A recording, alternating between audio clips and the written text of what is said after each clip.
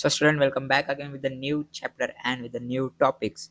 So student आज का हमारा चैप्टर जो सेकंड चैप्टर है वो है एटॉमिक स्ट्रक्चर एंड उसके ऊपर हम 3 टॉपिक्स कवर करने वाले हैं जो कि है nature of electromagnetic radiation and उसके बाद सेकंड टॉपिक रहेगा फोटो इलेक्ट्रिक इफेक्ट, देन उसके बाद रहेगा स्पेक्ट्रम ऑफ हाइड्रोजनेशन।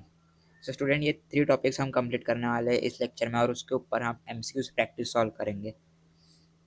तो सबसे पहले एटॉमिक स्ट्रक्चर जो है ना एक केमिस्ट्री का मोस्ट इंपॉर्टेंट चैप्टर है, स्पेशली जे और नेट के लिए। ये चैप्टर में से एमसीक्यूज बहुत सारे आते हैं, तो स्टूडेंट इस चैप्टर में हम समझेंगे कि एटम एक्चुअली होता क्या है, उसके बाद उसके अंदर इलेक्ट्रॉन्स कैसे बिहेव करते हैं और एनर्जी के साथ उनका क्या रिलेशन है।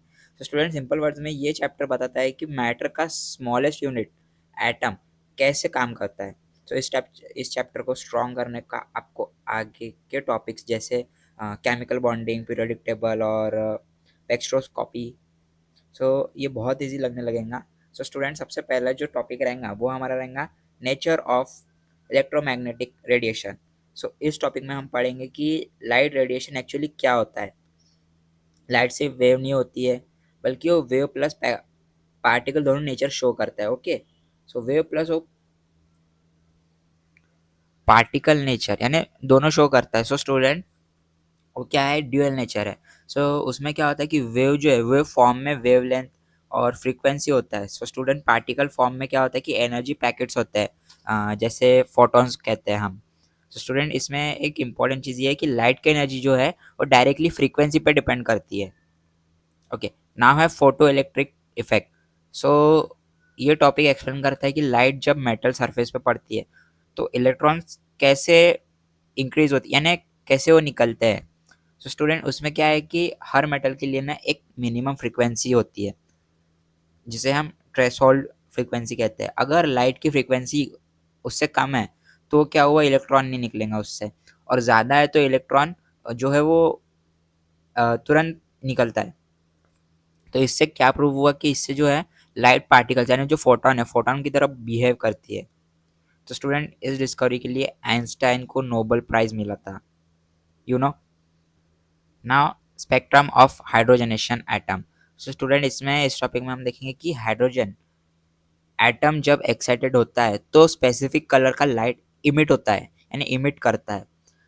तो ये कंटिन्यूस नहीं होता है बल्कि ये एक लाइन स्पेक्ट्रम होता है जो कि हम स्पेसिफिक लाइन में देखेंगे कि इसमें क्या कहते हैं। इसका रीज़न क्या होता है कि इलेक्ट्रॉन्स फिक्स एनर्जी में रहते हैं हमेशा। देन उसके बाद जब इलेक्ट्रॉन्स एक लेवल से दूसरे लेवल जंप करता है तो एनर्जी रिलीज करता है यानी उसकी एनर्जी रिलीज होती है यानी लाइट इमिट होती है। तो इसी कॉन्सेप्ट से Bose model of atom develop हुआ। तो स्टूडेंट इस चैप्टर में हम स्टेप बाय स्टेप समझेंगे कि एटम के अंदर क्या हो रहा है और कैसे लाइट और एनर्जी के कॉन्सेप्ट उससे डीपली कनेक्ट है।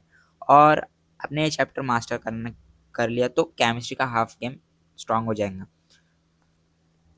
So let's start with the first topic, nature of electromagnetic radiation.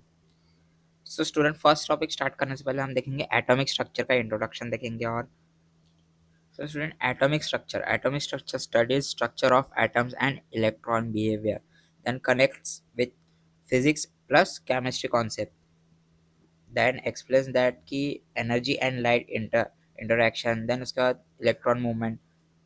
so इसमें important चीज़ क्या है कि importance जो केमिकल बॉन्डिंग है, पीरियोडिक टेबल है एंड स्पेक्ट्रोस्कोपी है। सो स्टूडेंट इसमें ना क्या हुआ कि एटॉमिक स्ट्रक्चर जेई केमिस्ट्री का फाउंडेशन चैप्टर है एक। ओके, बहुत इंपॉर्टेंट चैप्टर। तो इसमें हम समझते हैं कि एटम का स्ट्रक्चर कैसा होता है, इलेक्ट्रॉन्स न्यूक्लियस के अराउंड कैसे मूव करते हैं। तो ये चैप्टर जो है फिजिक्स प्लस केमिस्ट्री का एक कॉम्बिनेशन है क्योंकि यहाँ पे हम energy, light and electron behaviour ये सबको एक साथ स्टडी करते हैं।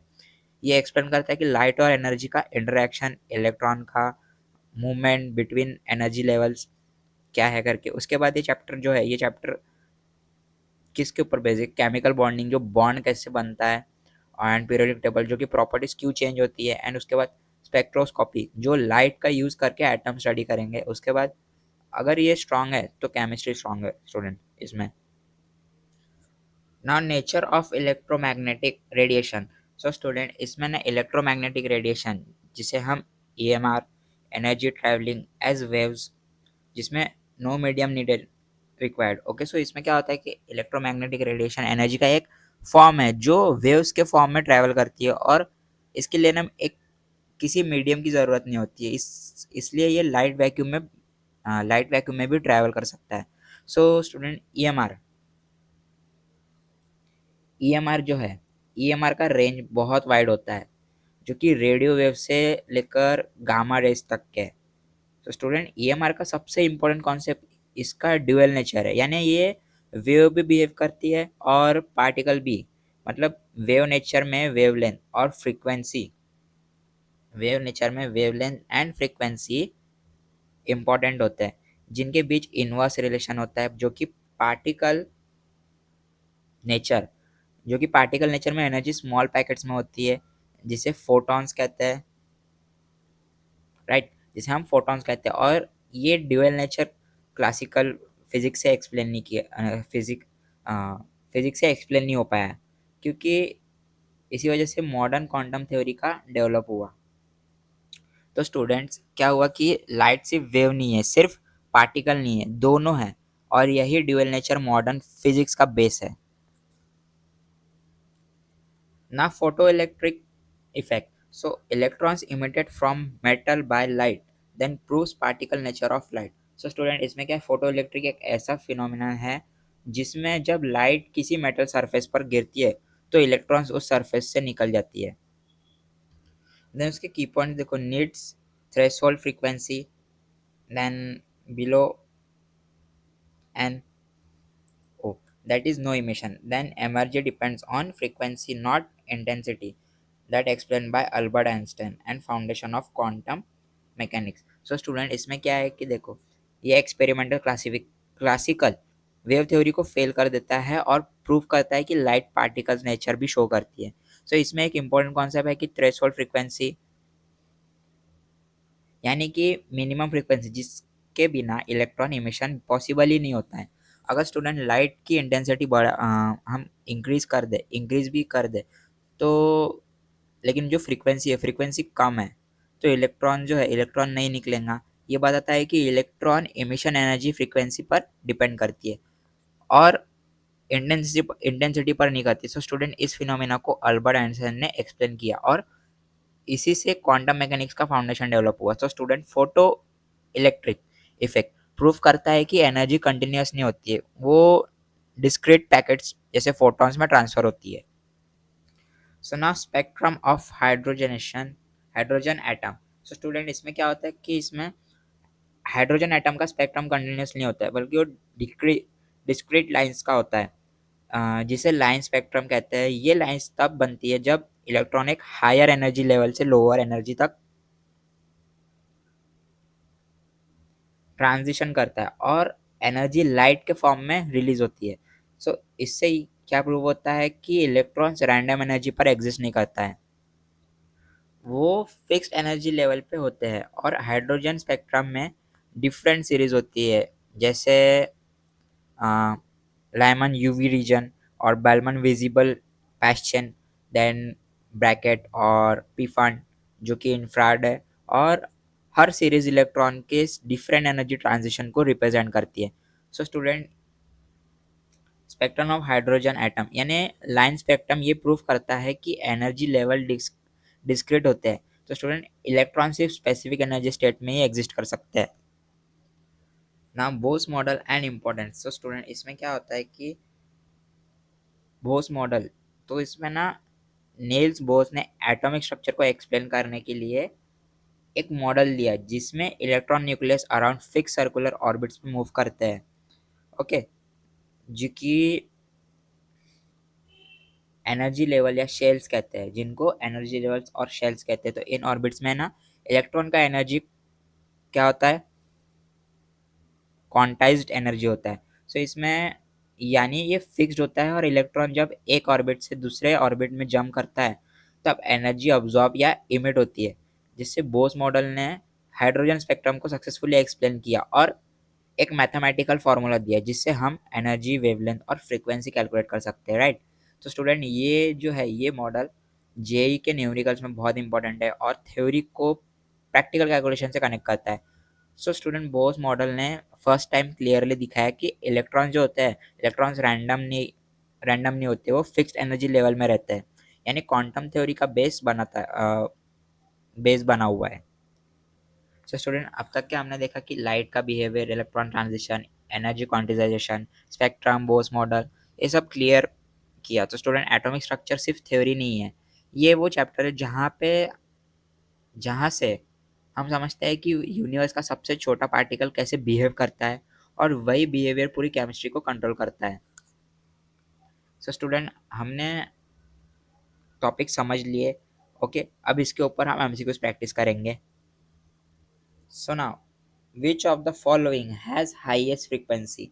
सो स्टूडेंट यहाँ पे देखना, हाईएस्ट फ्रीक्वेंसी वाला जो कॉन्सेप्ट है, सो स्टूडेंट इसमें क्या है कि ईएम स्पेक्ट्रम ऑर्डर, जो कि लो हाई फ्रीक्वेंसी बताता है, जिसमें रेडियो से ग्रेटर क्या है इंफ्रारेड है, उससे ग्रेटर क्या है विजिबल, देन यूवी, उसके बाद X ray and then gamma. So student सबसे हाई, सबसे बड़ा क्या है गामा, जो गामा रेज सबसे हाई एनर्जी एंड फ्रीक्वेंसी है।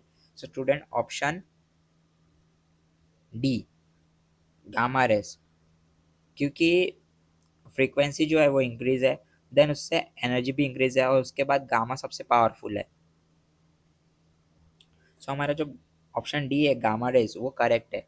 सो बाकी ऑप्शन में क्या है कि सबसे पहले रेडियो वेव्स क्या है कि वो सबसे लोएस्ट एनर्जी है, देन इंफ्रारेड क्या है वो भी लो है, एंड यूवी जिसमें हाई है बट नॉट हाईएस्ट है, इट्स नॉट हाईएस्ट, वो हाई तो है बट वो हाईएस्ट नहीं है। Now question 2, relation between wavelength and frequency. That is, so if wavelength increases, then frequency will. So student आप देखते हैं कि यहाँ पे जो वेवलेंथ है और फ्रीक्वेंसी उसका रिलेशन देखते हैं, तो सबसे पहले फॉर्मूला देखो। सो इसमें क्या हुआ कि wavelength proportional to 1 upon frequency. So student अगर वेवलेंथ बढ़े तो फ्रीक्वेंसी क्या होंगी, कम होंगी, तो कम होंगी ना, अगर वेवलेंथ बढ़ेगा तो फ्रीक्वेंसी क्या हो जाएंगी, ऑटोमेटिकली कम हो जाएंगी। तो ऑप्शन बी क्या है करेक्ट है, डिक्रीज। सो अदर ऑप्शंस क्यों रॉन्ग है, क्योंकि इसमें इंक्रीज क्यों नहीं होगा कि वो इनवर्स रिलेशन इग्नोर करता है। ओके, सो स्टूडेंट सबसे पहले यहाँ पे देखो कि वेवलेंथ और फ्रीक्वेंसी जो है वो ऑलवेज अपोजिट बिहेव करते हैं। ना question number third, energy of photon is given by. So energy of photon में सबसे पहले देखो कि यहाँ पे लाइट एनर्जी जो है वो कंटिन्यूस नहीं होती है, क्योंकि वो पैकेट्स में होती है, जिसे हम फोटॉन्स कहते हैं। सो स्टूडेंट इसका फॉर्मूला क्या है, इसका फॉर्मूला है ए इक्वल्स टू एच वी, यानी जो एच है वो क्या है, फ्रैंक कांस्टेंट है। So Planck constant H that equals to 6.626 into 10⁻⁻34 joule. So GS mean joule second. Okay, so student यहाँ पे देखो प्लैंक कांस्टेंट, प्लैंक कांस्टेंट क्या है, सबसे पहले देखो कि Planck constant is a fundamental physical constant in quantum mechanics that defines the relation between the energy of photon and its frequency. So student, using the equation, it characterizes the quantization of energy, that demonstrating that energy exists in discrete packets called quantum. So इसमें क्या है कि जो frequency है, okay, सो जो frequency है ना वो क्या है, वो हाई है, एंड इसके बाद जो एनर्जी रहेंगी, एनर्जी भी है। सो स्टूडेंट इसमें करेक्ट ऑप्शन क्या है, ऑप्शन बी, यानी फोटोन एनर्जी डायरेक्टली फ्रीक्वेंसी पे डिपेंड करती है। सो स्टूडेंट फोटोन, एक एग्जाम ट्रिक देता हूँ, जो फोटोन है, photon equals to always energy equals to Planck constant frequency. Okay, now question number fourth, photoelectric effect proves. So student इसमें देखना कि यहाँ पे कॉन्सेप्ट क्या है। सबसे पहले देखो कि अगर लाइट से वेव होती है तो इंटेंसिटी बढ़ाने से इलेक्ट्रॉन निकालना चाहिए था, इलेक्ट्रॉन निकालना चाहिए था, but in reality frequency matter करती है। मतलब लाइट एनर्जी जो है, लाइट एनर्जी पैकेट्स जो फोटॉन्स में आती है, सो स्टूडेंट, इसका करेक्ट ऑप्शन क्या है? Particles nature of light. क्यों? क्योंकि सबसे फर्स्ट ऑप्शन जो है वेव नेचर ऑफ लाइट, जिसमें क्या बताया गया है कि वो फेल हो गया एक्सप्लेन करने में। देन ऑप्शन सी में ड्यूअल नेचर ऑफ मैटर, जिसमें ये क्या कहता है कि ये ब्रॉडर कॉन्सेप्ट है बट डायरेक्टली प्रूव नहीं हुआ है। एंड एटॉमिक थ्योरी, जो कि ऑब्वियसली करेक्ट ऑप्शन नहीं है। So student, light behaves like particles and photons hit that electrons eject. So हमारा ऑप्शन सी जो आया है, ऑप्शन बी, जो पार्टिकल नेचर ऑफ लाइट, वो राइट आंसर है। सो स्टूडेंट, इसमें देखना जो photo electric, that means particle proof, right.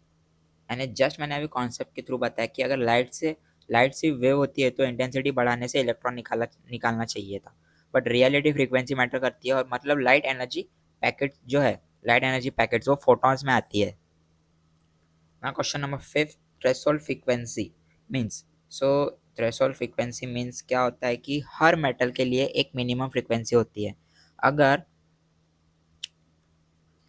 If frequency is greater than threshold frequency means जो इलेक्ट्रॉन है वो इलेक्ट्रॉन नहीं निकलेगा। इलेक्ट्रॉन क्या हो जाएगा? इलेक्ट्रॉन नहीं निकलेगा। ओके, इलेक्ट्रॉन इससे नहीं निकले, चाहे इंटेंसिटी कितनी भी हो। ओके, यानी minimum frequency required to eject electron. So option B is correct. यानी थ्रेशोल्ड फ्रीक्वेंसी के बिना फोटो इलेक्ट्रिक इफेक्ट इम्पॉसिबल है। So student, threshold frequency means gatekeeper of electron emission, right? So now in this frequency assess kinetic energy. So if frequency of light increases then kinetic energy of emitted electrons. So इसमें देखो कि सबसे पहले यहाँ पे formula देखते हैं। Formula क्या है? Kinetic energy that equals to Planck constant frequency minus Planck constant threshold frequency.